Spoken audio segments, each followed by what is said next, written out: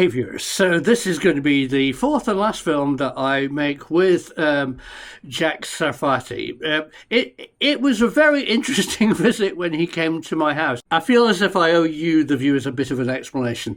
I first come across Jacques Sarfatti through Tim Ventura's channel, where he interviews top leading physicists, and it's fascinating. And Jacques had gone through the whole bunch of his physics, and I didn't really understand it. And then I saw Jacques popping up time and time again, telling the fascinating story about the phone call he got from a conscious AI craft from the future in 1953, and how that inspired him, and I think that is brilliant, to become a physicist and explore what the AI were asking him to discover. Jacques Sarfatti's done lots of interesting physics at the most interesting time in physics. That's what I wanted to talk to him about. I'm fascinated, as you know, in Has Physics Gone Dark? Ever since the Manhattan Project, when Pandora's box was opened and out jumped the genie of atomic power from a blackboard physics equation, that box has never been shut.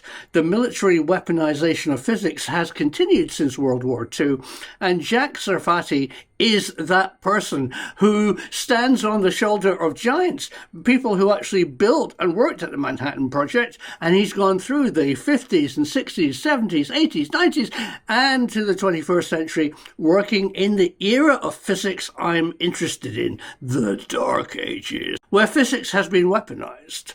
So many physics departments are actually funded by defense contractors, governments looking for the next cutting edge way of transport, killing people, bombs, weapons, whatever it is. That's what I've seen at university level, and that's what I've been told is the leading force of modern physics, funded by weaponization. So that's what I wanted to talk to Jacques about. Jacques' career spans that entire era. So if you notice, on the very first film, I sat Jacques down on my sofa and said, "What's physics?" And that was to unlock what I thought would be this great, interesting history of this era that Jacques Sarfatti has worked on.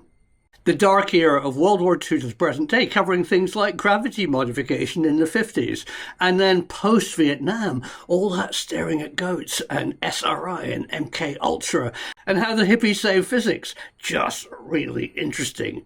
Out-of-the-box thinking, the birth of the internet, and a bit of physics about flying saucers, maybe, but I'd seen that a lot.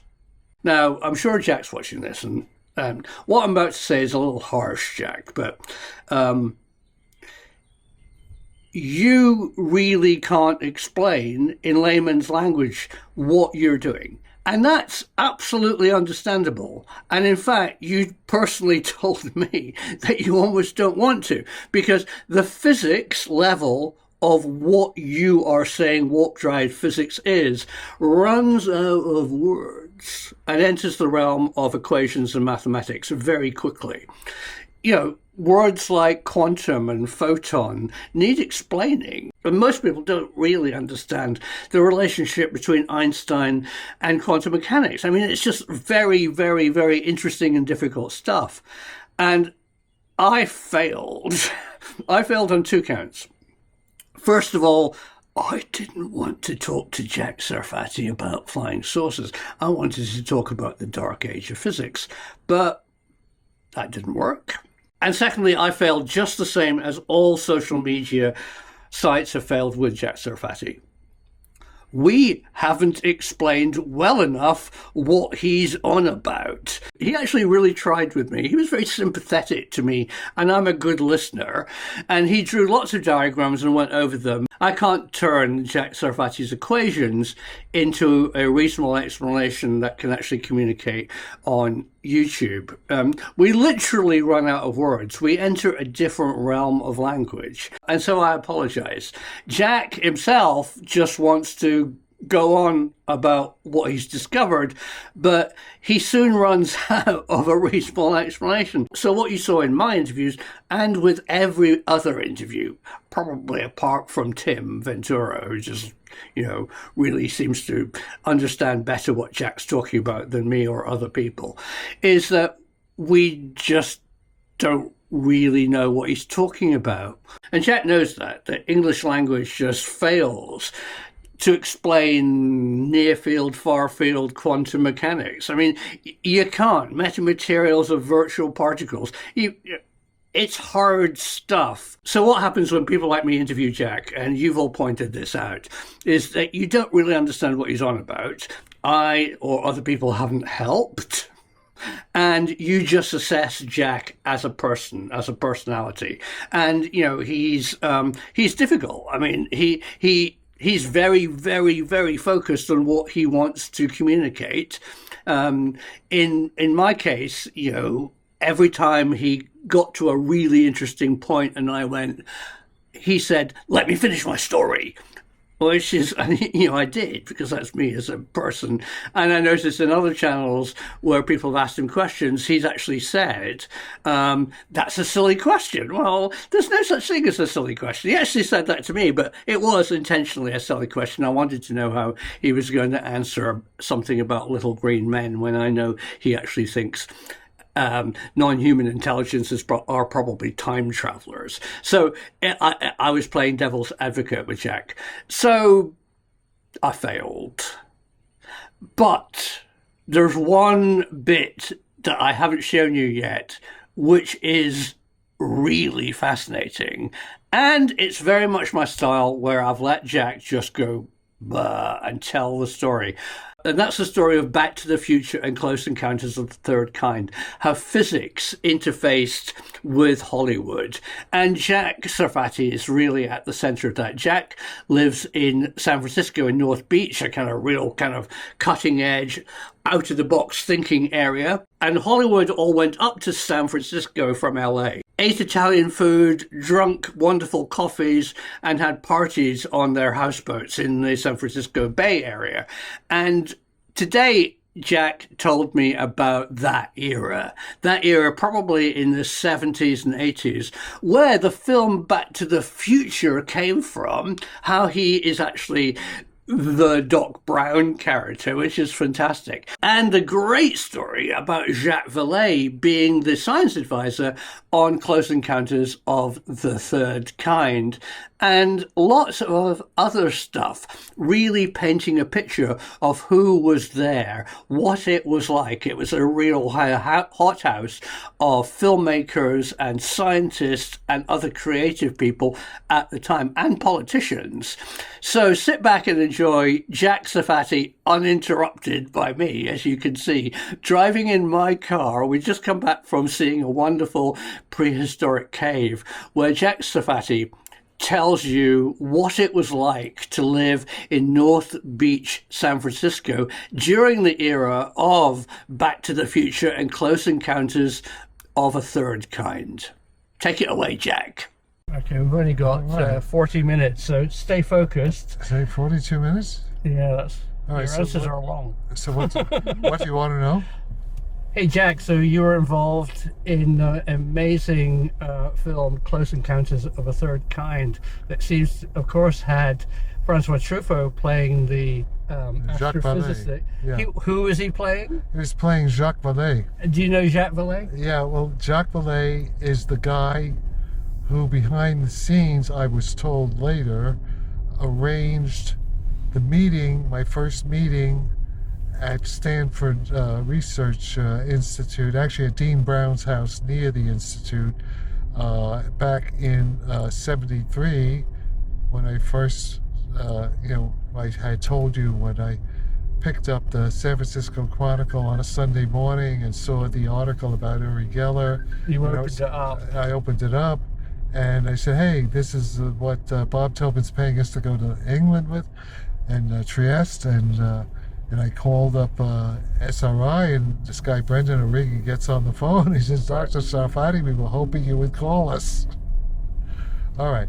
So, and then I drove up. Please drive up. It was only about an hour and a half away from Carmel Valley to Stanford Research Lab, Menlo Park it was. And the first I was introduced to Edgar Mitchell, the astronaut who ran the program. And then Brendan took me to Dean Brown's house, which apparently Jacques Vallee was supposed to be there, but something happened. He never showed, but he arranged the meeting.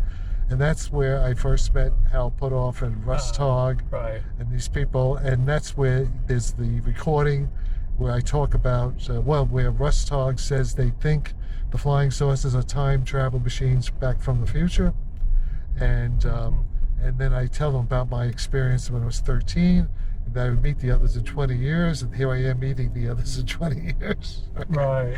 And so in any case, Jacques Vallee became part on the periphery of the Physics Consciousness Research Group in San Francisco that was financed by Werner Erhard and at Esalen by Michael Murphy, the guy who owned Esalen and Big Sur, and by Jean Lanier, who had a wealthy heiress. Oh, and by Lawrence Rockefeller.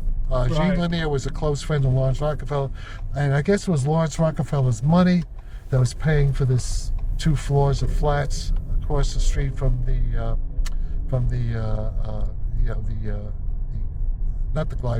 Grace Cathedral, 1155 Jones Street, corner of Jones and Sacramento. And in any case, various things happened. I got to know Francis Ford Coppola through the meeting at the S Celebrity Training in April of, I guess it was 75 or was it 76? Mine was 75. Mm-hmm. See, I don't remember for 75 or 76. Yeah, that's right. But around 75. Right. And then, then Francis wanted to meet Uri Geller. Because he was into this, so I don't know if he was real or not, paranormal. So Francis had a big party. Right. I think it was a Christmas party. It must have been 70. Yeah, again, no, it must have been 75. So it must have been 74. Like Christmas 74, around that time. It must have been 74. And no, because it was it was April. No, it was 70. Well, it must have been 70. I can't. It had to be 76 because I met Ellie at the party at the Yes Celebrity Training 76. So sometime 76. Francis had a party, and Uri Geller was in town, and Uri Geller had a rented Rolls Royce. Whoa. He picked me up, and we were Saul Paul Serac, and we went to this party. First, before we went to Francis's house, it was really weird. Somebody invited us to a party in Sausalito on a houseboat, and it turned out to be a sex orgy party. This is back then. Right. And Uri was totally shocked. So we left it, got into his Rolls Royce, wound up at Francis's house. And Francis had all his friends. They had I guess, pretty sure Spielberg was there, and the people made Back to the Future. It was a whole big crowd all wanting to meet the celebrity Uri Geller, arriving in a Rolls Royce with me and Saul Paul Serac. Maybe Fred Allen Wolf. Yeah, Fred Allen Wolf was with us too. This is part we walk in, and Uri starts doing his thing. And that's where Jacques Vallee was there, and it got my invitation. Right. And I introduced Jacques to Francis and all these people. And that's how Jacques connected with the people who made Close Encounters of the Third Kind. In fact, Jacques writes about it. He says, he talks about. But Francis Ford Coppola didn't direct. No, but his friend, all his Rat Pack, all these people, Spielberg and all kinds of people. So do you think meeting Jacques, this wonderful French scientist interested in the highly strange? Yeah, they were all into UFOs. They were. Spielberg's very into it. So that's how he got connected. And in fact, Jacques says that's how he got. He wrote about it in his memoirs. They met him and thought, what a great character. They wanted. I don't know the exact history when they already had the script. But when you see Close Encounters, it looks like Jacques Vallee. It is. Jacques Vallee is the technical advisor to the film. Oh, he actually advised. Yes, he's on the film. Right. Because of that meeting. Strangely enough, who's the main actor? Richie Dreyfuss. Yeah, Richie Dreyfuss. Richie Dreyfuss knew Tina as the kids. They knew each other. Dreyfuss. Yeah, Tina and Dreyfuss went to school together. Oh, okay, sure. It's funny. So that's a funny coincidence. But and of course they got Francois Truffaut the French director. Okay, now there's a strange thing. Oh, tell us. Now, okay, all that's being done. Okay. Right. Now, it's about maybe a year or two later, and I'm still up at Jones Street, opposite the Grace Cathedral, and this young Frenchman contacts me. I may have met him at Esalen. He just come from a guy named Jean-Reza Nadal. Okay. Jean Nadal, young guy, about early 30s, handsome Frenchman. Yeah. And he comes to my place, and I forget how we were connected, but it turns out he's a journalist with French National Radio, but he's also part of the French CIA. Okay? Yeah. And he's a close friend of Francois Truffaut. Okay? Yes. And they're working on this thing, and they're working on something, and they were doing like a video of the New Age movement or something like that. Right. And this is very strange. And he says to me, they uncovered a plot by something called the Union to assassinate Nelson Rockefeller. Oh. I remember being paid by Lawrence Rockefeller, his brother. Right. Okay? And he tells me this, and he says Truffaut knows about it. Wow. This is pretty weird. This is pretty strange. And then it's really strange. And we were talking about it. At this point, I kind of knew the CIA was involved. There was all kinds of stuff going on, because there were also these guys from behind the Iron Curtain were involved, coming to some of these things. There was kind of spooky stuff going on. And I remember when he left, he grabbed my hand, said, like we should, like hands on arms, Right. And he said, if something happens to me, he says, right, it's not an accident. It's not, okay? Right. This is so strange. I'm not making this up. No. Okay, several months go by, a year goes by, and I have my French friend who Tina's met, Michel, Okay. who lives in Paris at the time.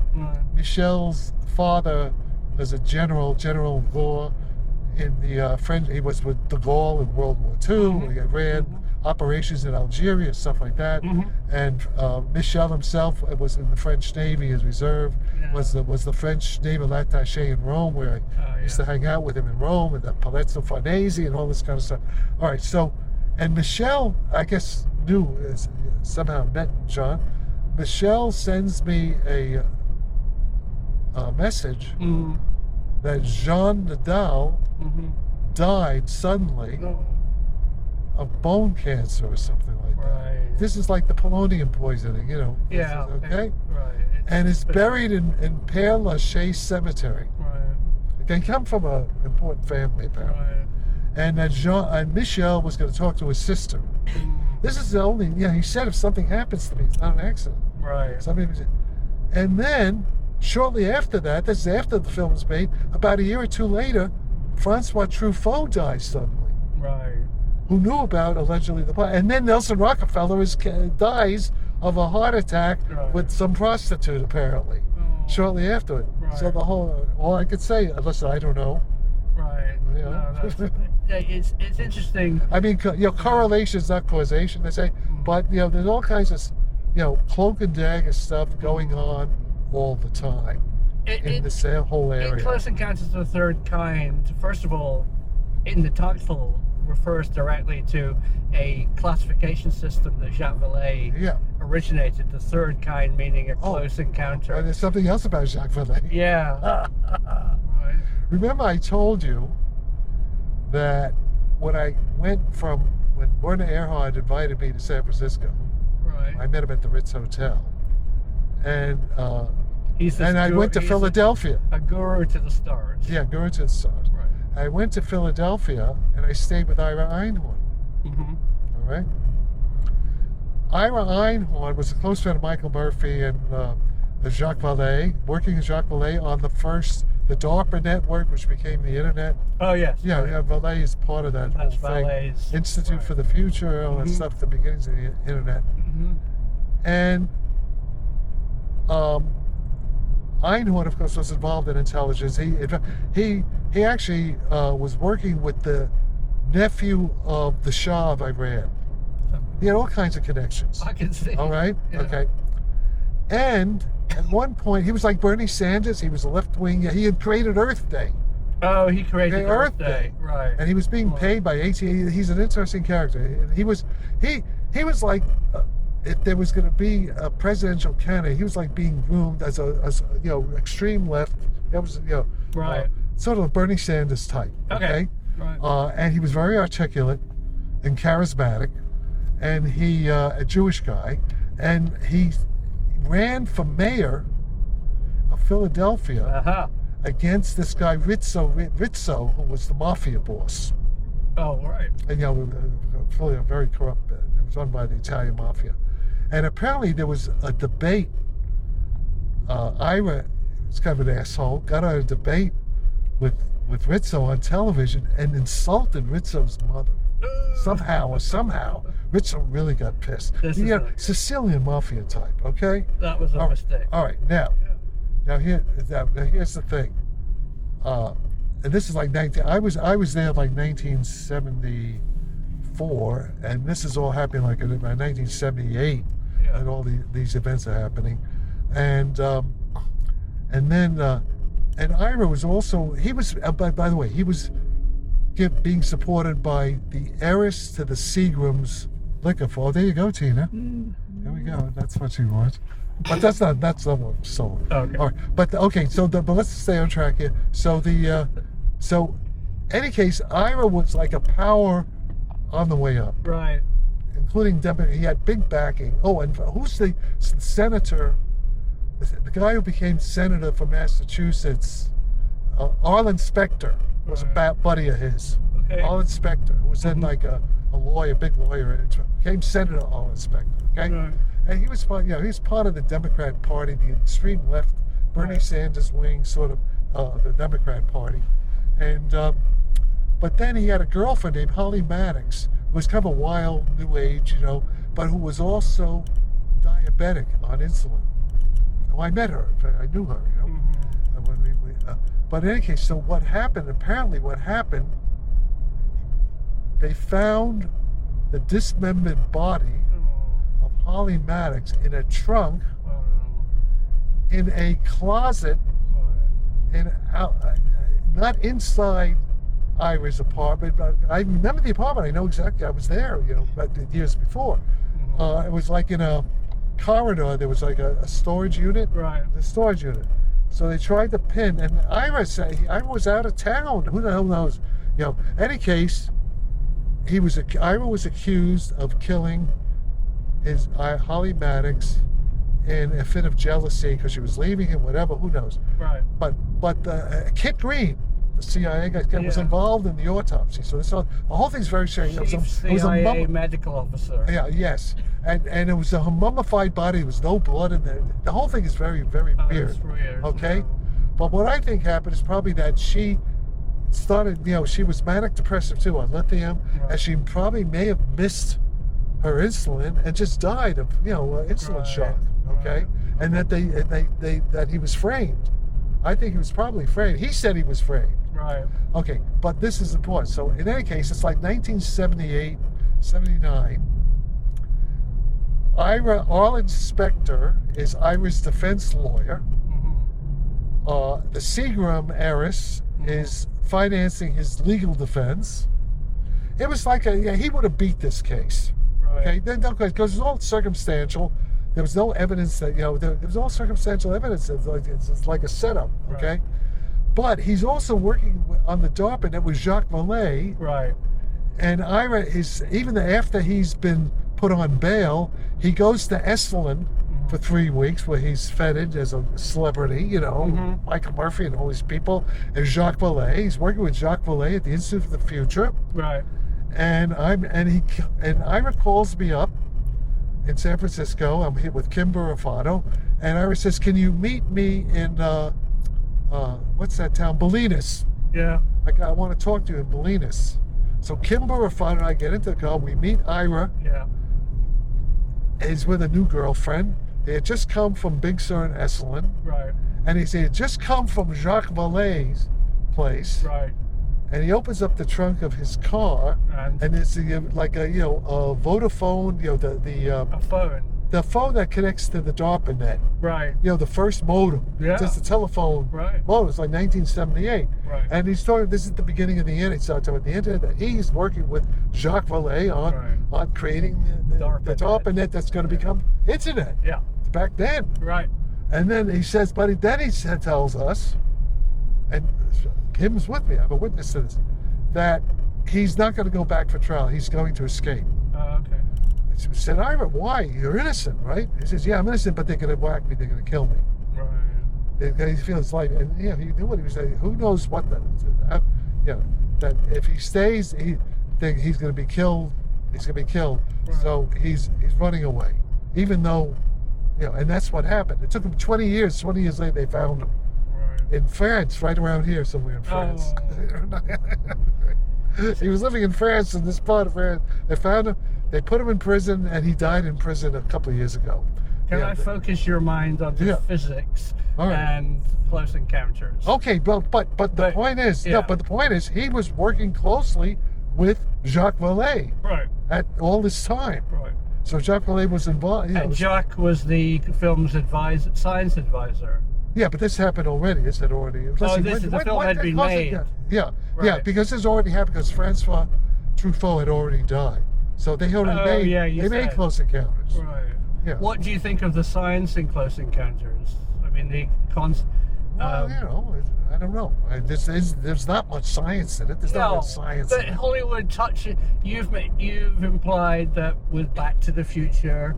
Well, that's a different movie, Back to the Future. Yeah, no, but I'm talking about how Hollywood deals with difficult science and makes it popular. Hollywood doesn't. Yeah, but the Hollywood people are stupid when it comes to science. And science is not any good until Kip Thorne consulted Interstellar. Right. That's the only movie that has good science in it.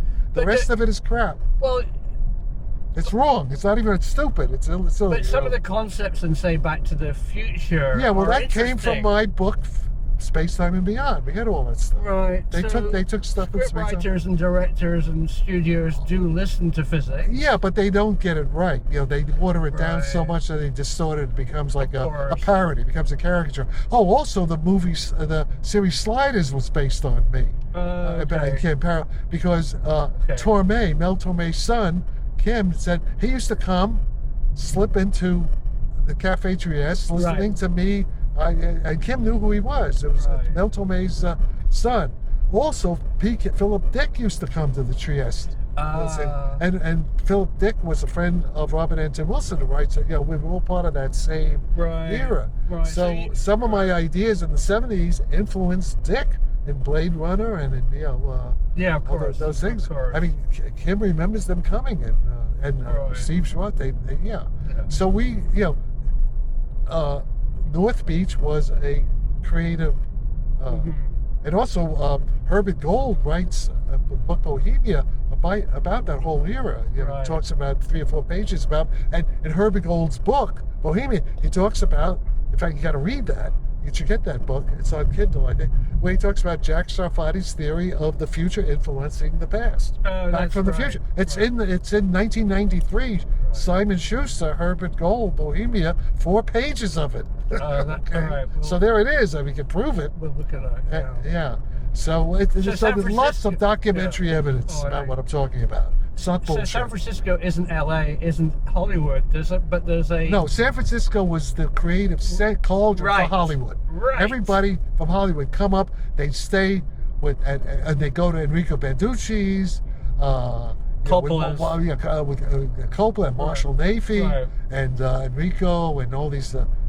Julie Christie used to come to the Cafe Trieste, and Nureyev.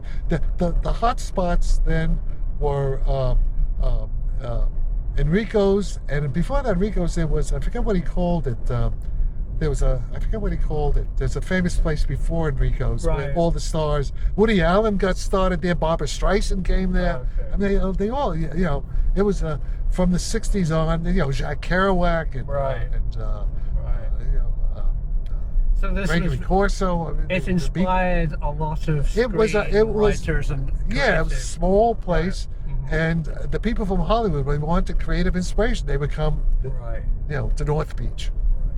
It's a big party, and this was before AIDS, so the gays were very creative, and Yeah. it was a big party 24/7 almost. Oh, great. What a fantastic place. And also a lot of wealthy people hung out there, Right. because they want to be with the creative people, And the gay culture was very strong and very creative.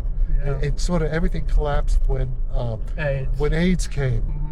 Things. It was like COVID. Right. It was worse. That was, I don't know, pretty bad. Well, it picked on a particular demographic. Yeah, but that demographic, they were the creative core I know. of theater. Yeah, I worked with them in scenes. media. Yeah, Right, the same. media. Yeah, Lost so many friends. Yeah. I had a lot of gay friends, who died. Right. Yeah. But I think thank you. That's really fascinating how Yeah. how physics interfaces with creative writing and screenplay. Yeah. Oh, well, yeah. So I was also doing poetry too. Of course you were. So, like, I envisioned myself as the new Faust. Yeah, writing. In fact, I wrote this thing called Hitler's Last Weapon, which is on television. Oh. Which was done by Pacifica Radio, which is like TBH. The Pacifica. Yeah. It's professionally done. Hitler's Last Weapon. It's a great title. Yeah, well, you can see it on YouTube. You can hear it on YouTube. It was professionally produced. I wrote the script on 30 minutes when I was on. Someone gave me magic mushrooms. Oh. I went there in 30 minutes at Michael Murphy's house, which is on Telegraph Hill. There's a whole story there. Sure, I love it. Yeah. I love it. Thank you, Jack. Yeah.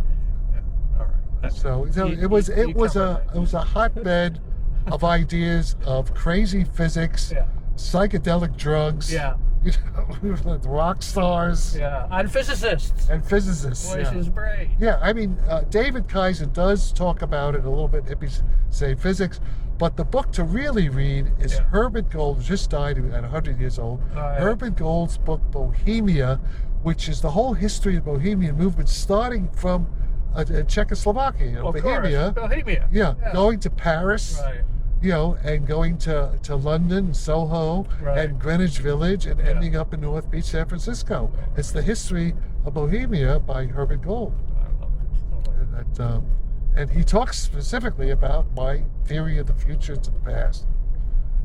Okay, thank you. He calls me Rabbi Sarfatti. You are Rabbi Sarfatti. Yeah. Good.